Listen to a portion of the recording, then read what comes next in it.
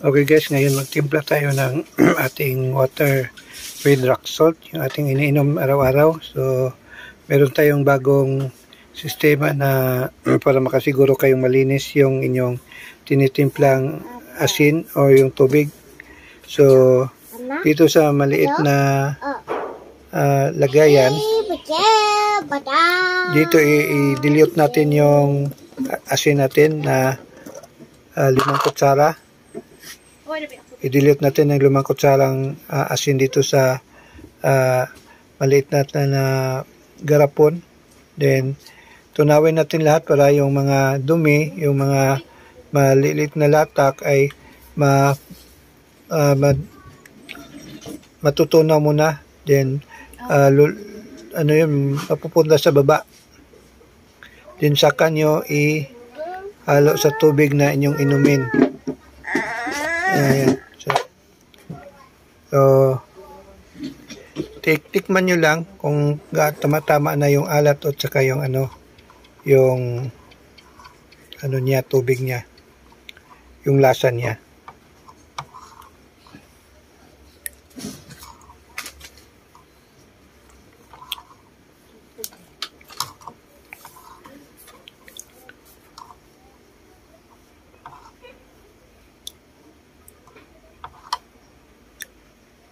So, nakadilute siya, 5 kutsara dito sa maliit na garapon or 500 ml kung ilang ml yan. Basta tunawin nyo muna yung asin nyo dito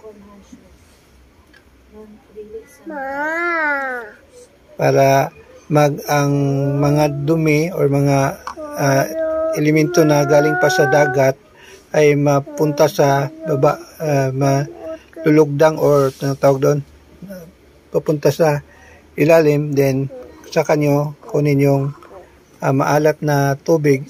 Ito maalat, parang dagat na to. So saka nyo pahalo dito sa tubig na inumin nyo. Then tikman nyo lang kung yung lasa ng tubig nyo ay tama-tama na yung lasa.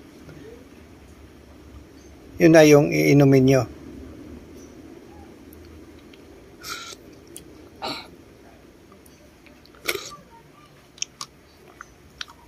Okay, kulang pa.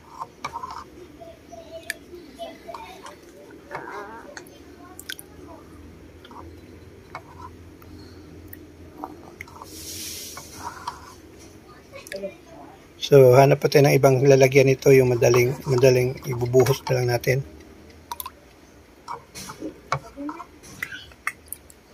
Ito yung natutunan namin doon ng pumunta kami doon kay Doc RG. Ito yung natutunan namin kung paano i-dilute yung medyo marumi-rumi na asin galing sa palengke at saka yung mga may halong lupa, kasi di naman talaga maiwasan na yung galing sa dagat ay may mga talaga na mahalong elemento dyan. Kaya pero naman yan, part of the earth, part of the creation, kaya din yan masamang intake natin. Ang atin na lang, para di natin mahalo sa ating ininom na tubig, i-dilute natin dito sa maliit. Then saka natin kunin yung mga maalat na tubig, ihalo natin dito sa ating inumin. So yan. Kaya haluan nyo lang na maigi. Then tikman nyo kung tama na yung alat niya. After nyo matikman, siyempre, sarap mo na to. Yan yung 5 kutsarang asin na dinilute natin.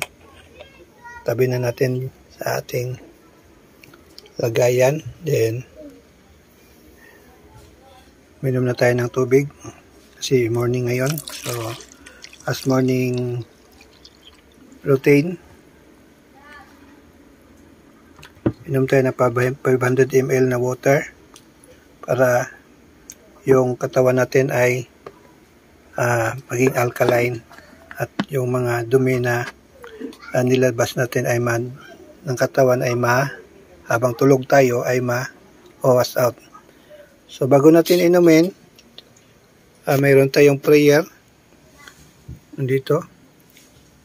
Barok ata Adonai Elokeinu melech haolam siya kol nihi abid baro. So ito yung holistic prayer na tinuturo ni Doc RG, blessing of our creation.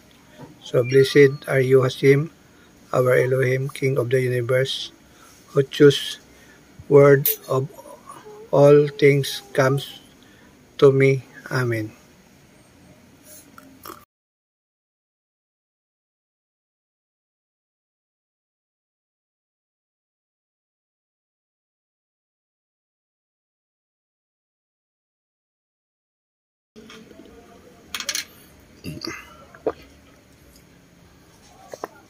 Okay guys, so maraming salamat, Boker Tov, Baruch Hashem, sa mga lahat ng ating mga follower. Good day, God bless.